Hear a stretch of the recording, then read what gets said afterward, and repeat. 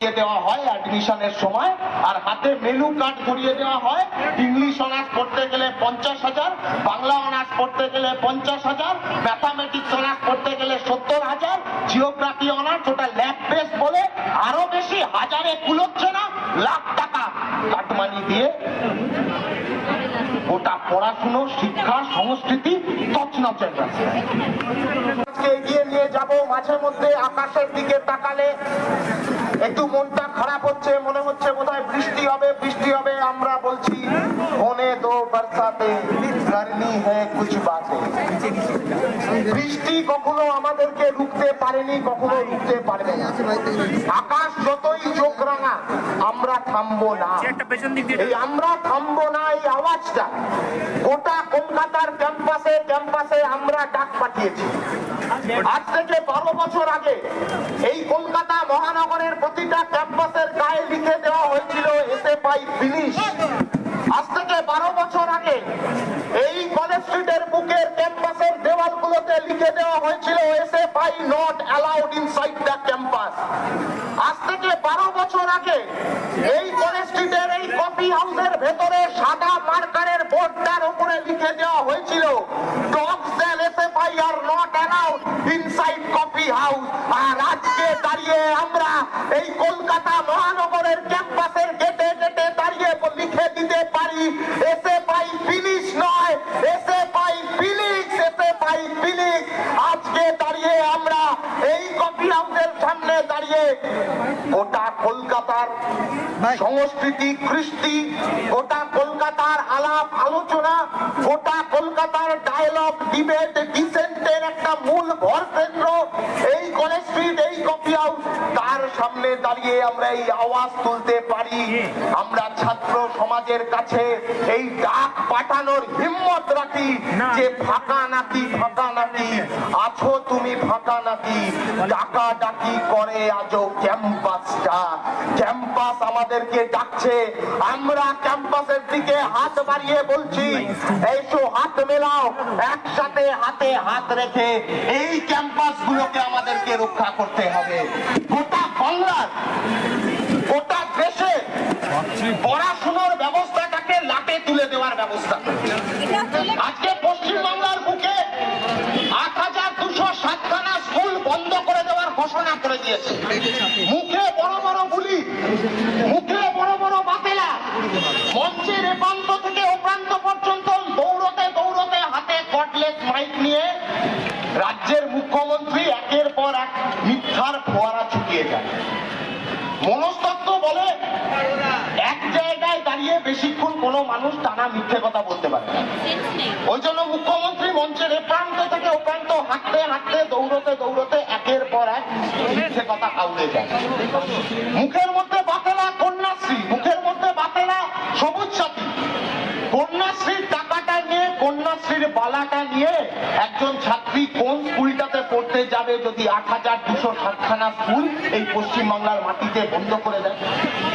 সবুজ সাথীর সাইকেলটা চড়ে একজন ছাত্রী সে কোন স্কুলটাতে পড়তে যাবে যদি গোটা বাংলা জুড়ে হাজার হাজার স্কুল তুলে দিয়ে সেগুলোকে বেসরকারি হাতে দিয়ে দেওয়া হয়?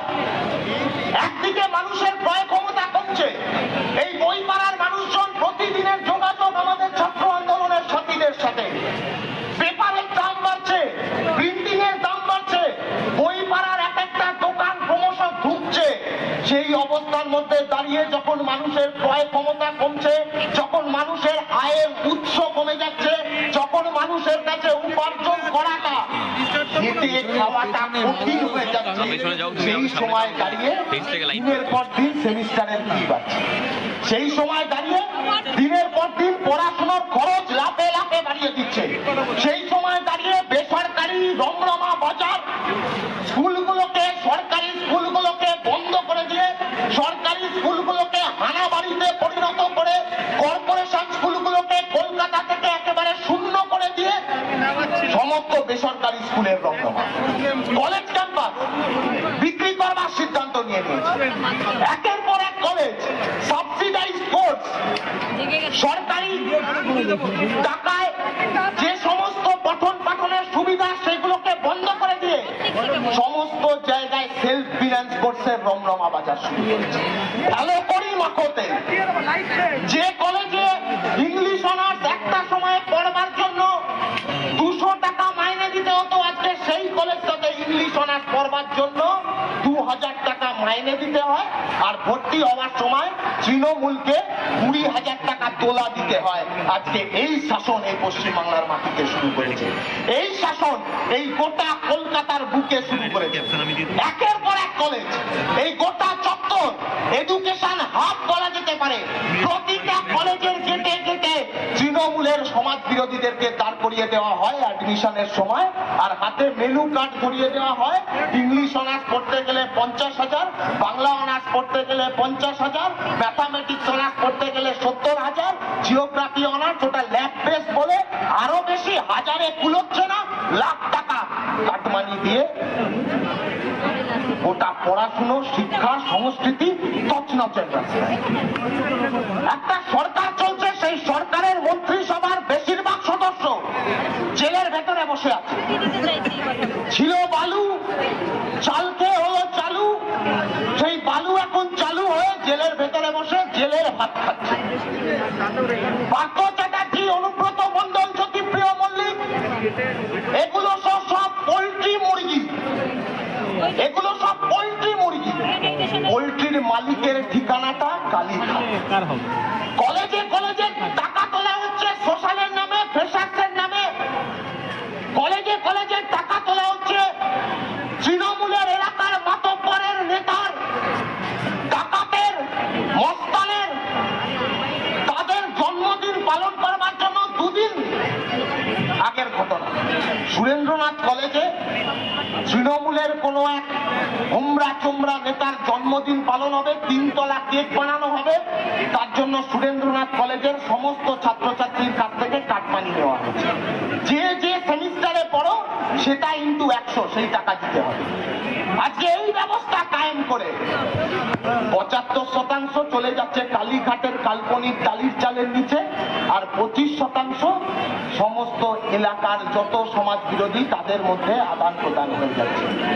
রাজনীতিটাকে কদর্যতায় মুড়ে দিয়ে গোটা রাজনীতি সম্পর্কে মানুষের যে ধারণা, সংস্কৃতির সঙ্গে রাজনীতির যে সম্পর্ক, সেই সম্পর্ককে মুছে দিয়ে রাজনীতিকে কদর্যতায় মুড়ে ছাত্র সমাজের থেকে রাজনীতিকে দূরে সরিয়ে নেওয়ার প্ল্যানিং হচ্ছে। এই কলেজ স্ট্রিটের মাটিতে তৃণমূলের কাছ থেকে পড়ে পাওয়া 14 আনা খেয়ে যারা টিকে থাকে, প্রেসিডেন্সির ভেতরে বিরাজনীতির চাষ করে যারা, কলেজ স্ট্রিটের দেওয়ালে দেওয়ালে দেওয়াল দখল করবার জন্য যারা দিন রাত বসে থাকে, তৃণমূলের জন্য সহমতের বলয় তৈরি করে দেওয়ার জন্য, তৃণমূলের কাটমানির সরকার, তৃণমূলের দুর্নীতিবাজির পক্ষে সহমতের বলয় তৈরি করে দেওয়ার জন্য যারা ছড়িয়ে ছিটিয়ে আছে, সেই দুশ্মনদের বিরুদ্ধে আমাদের লড়াই। একদিকে এখানে রাজ্যের সরকার, ওখানে মোদীর সরকার, এখানে দিদির সরকার। এ যখনই কেস কাটছে, যখনই ভাইপোর কুর্তায় টান পড়ে যাচ্ছে, ইডি আর সিবিআই যেই ধর ধর ধর ধর লক অ্যান্ড কি খেলা চলছে, অমনি তখন দিদি চলে যাচ্ছেন মোদীর কাছে, মোদীর কাছ থেকে ফোন চলে আসছে দিদির কাছে, দিদির কাছ থেকে ফোন চলে যাচ্ছে মোদীর কাছে। ফোনে ফোনে কথা হচ্ছে, মনে মনে কথা হচ্ছে, আর চোরি চোরি চুপকে চুপকে প্যার, চুপ চুপকে চুপ চুপকে चोरी से चोरी, बंटी और बबली मिले গোটা গোটা বাংলাটাকে, গোটা দেশটাকে বিক্রি করে দেওয়ার ব্লুপ্রিন্ট তৈরি করছে। নয়া জাতীয় শিক্ষানীতি দেশের সরকার লাগু করে দিল, ক্যাম্পাসগুলোকে আদানি আর আম্বানির পকেটে পুরবে, গোটা পড়াশোনার ব্যবস্থাটাকে আদানি আর আম্বানির পকেটে পুরে দেবে। আমাদের সিলেবাস আমরা ঠিক করতে পারবো না, কে ঠিক করবে? নরেন্দ্র মোদী। যে নরেন্দ্র মোদী তার 10 পাস করার সার্টিফিকেটটা দেখাতে পারেনি, সে নাকি ঠিক করবে আমরা কি বিষয়ে গবেষণা করব। আমরা বললাম আমরা মহাকাশ বিজ্ঞান নিয়ে গবেষণা করব। দেশের সরকার বলবে ওসব করা যাবে না, দিলীপ ঘোষের সিলেবাস দেখো। দিলীপ ঘোষের সিলেবাসে কিভাবে গরুর দুধ থেকে সোনা তৈরি করা যায় সেই নিয়ে গবেষণা করতে হবে। আমরা বললাম যে আমরা বিজ্ঞান সাধনার অগ্রগতি, অ্যাস্ট্রোফিজিক্স, ফিজিক্সের নানান ধারা, কেমিস্ট্রির এইসব নিয়ে গবেষণা করব। বিজেপির সরকার বলবে ওসব করা যাবে না। করোনা তাড়ানোর জন্য কিভাবে ভাবিজি পাপড় ব্যবহার করা যায় সেই নিয়ে গবেষণা করব। আমরা বললাম যে আমরা ভারতবর্ষের স্বাধীনতা আন্দোলনের ইতিহাস, যে স্বাধীনতা আন্দোলনের ইতিহাসে ভগৎ সিং, সুখদেব, রাজগুরু, রামপ্রসাদ বিসমিল, আশফাকুল্লাহ খান হাতে হাত ধরে আজাদির জন্য লড়াই করে তাদের প্রাণ শাহাদাত দিয়েছিল, সেই নিয়ে গবেষণা করব। বিজেপি বলবে করা যাবে না, কারণ স্বাধীনতা সংগ্রামের ইতিহাস এই ভারতবর্ষের মাটিতে, এই বাংলার বুকে স্বাধীনতা আন্দোলনের ইতিহাস যদি পড়তে যেতে চাই আমরা, তাহলে আমরা খুঁজে পেয়ে যাব যে এই বিজেপির বাবার নাম আরএসএস, আর সেই আরএসএস ভারতের স্বাধীনতার আন্দোলনের সঙ্গে পিঠে ছুরি মারার কাজ করেছিল। আজাদি কা অমৃত মহোৎসব হচ্ছে, আজাদি কা অমৃত মহোৎসবের নামে গোটা দেশ জুড়ে ব্যানার করছে। সেই ব্যানারে কার ছবি? সাভারকারের ছবি। কোন সাভারকার? যে সাভারকার আন্দামান জেল থেকে বেরোনোর জন্য ব্রিটিশদের কাছে মুচলেকা দিয়েছে। যে সাভারকার আন্দামান জেল থেকে বেরিয়ে আসবার পরে, ব্রিটিশদের কাছে মুচলেকা দিয়ে বেরিয়ে আসার পরে গোটা মহারাষ্ট্রের বিপ্লবী আন্দোলন, গোটা মহারাষ্ট্রের গুপ্ত সমিতিগুলো, সেই সমস্ত গুপ্ত সমিতির খোঁজ ব্রিটিশ গোয়েন্দা দপ্তরের কাছে দিয়ে গোটা মহারাষ্ট্র জুড়ে তৈরি হওয়া ভারতবর্ষকে স্বাধীনতা পাওয়ানোর লড়াই, স্বাধীনতার লড়াই, বিপ্লবী আন্দোলন, সেই আন্দোলনকে ধ্বংস করে দিয়েছিল। ভারতবর্ষের বুকে তিনটে প্রদেশে স্বাধীনতার আন্দোলন, বিপ্লবী আন্দোলন, সশস্ত্র বিপ্লবী আন্দোলন যখন এগোচ্ছে, একদিকে এই বাংলার বুকে, আর একদিকে পাঞ্জাবের বুকে, আর একদিকে মহারাষ্ট্রের বুকে গড়ে ওঠা বিপ্লবী আন্দোলনকে ধ্বংস করে দিয়েছিল যে সাভারকার। আজকে তার ছবি, তার ইতিহাস আমাদেরকে পড়তে হবে। ইতিহাসের পাঠ্যপুস্তক থেকে রবি ঠাকুর বাদ, ইতিহাসের পাঠ্যপুস্তক থেকে নজরুল ইসলাম বাদ, আমাদের সিলেবাস থেকে ফৈয়াজ আহমেদ ফৈজ বাদ, আমাদের সিলেবাস থেকে মির্জা গালিব বাদ, আমাদের সিলেবাস থেকে লালন শাহী বাদ। কেন বাদ? কারণ ফৈয়াজ আহমেদ ফৈজ আমাদের শিখিয়ে গেছেন, হাম আলে সফা মরদুদে হরম মসনদ পে বিঠায়ে যায়েঙ্গে, হর তাজ উছালে যায়েঙ্গে, হর তখ্ত গিরায়ে যায়েঙ্গে। কেন বাদ? কারণ রবি ঠাকুর আমাদেরকে শিখিয়ে গেছেন, অহরহ তব আহ্বান প্রচারিত, শুনি তব উদার বাণী, হিন্দু, বৌদ্ধ, শিখ, জৈন, পারসিক, মুসলমান, খ্রিস্টানি। কেন বাদ?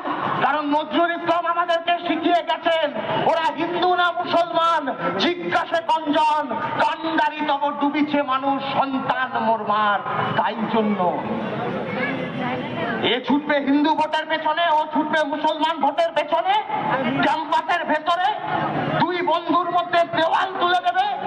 একজন হিন্দু বন্ধু তার মুসলমান বন্ধুর সাথে বন্ধুত্ব রাখতে পারবে না, একজন মুসলমান বন্ধু তার হিন্দু বন্ধুর সাথে বন্ধুত্ব রাখতে পারবে না। সেই শাসন, সেই পদ্ধতি, মাথাটাকে নিয়ন্ত্রণ করবার চেষ্টা করছে বিজেপি।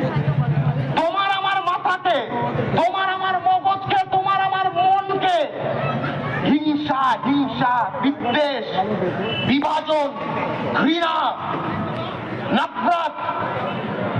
যে বাংলার মাটি মহব্বতের ফুল ফোটানোর মাটি, সেই বাংলার মাটিতে ওরা যদি ঘৃণার বিষের দেওয়াল তুলতে আসে, আমরাও আওয়াজ তুলে বলে দেব, দেওয়াল জুড়ে দাও, লিখে দাও, কোনো দেওয়াল নেই, কোনো দেওয়াল নেই। এক বন্ধুর সাথে আর এক বন্ধুর মাঝে কোনো দেওয়াল উঠতে পারে না। পল্টুর সাথে ফারহানার প্রেমের মাঝে কোনো দেওয়াল উঠতে পারে না। এই বাংলার মাটি পল্টু আর ফারহানার প্রেমের মাটি, মহব্বতের মাটি। সেই মহব্বতের মাটিতে দাঁড়িয়ে এই গোটা বাংলা জুড়ে সেই আওয়াজ তৈরি করে এই দেশের বুকে এই দেশ বাঁচানোর লড়াই, প্রজন্ম বাঁচানোর লড়াই, শিক্ষা বাঁচানোর লড়াই।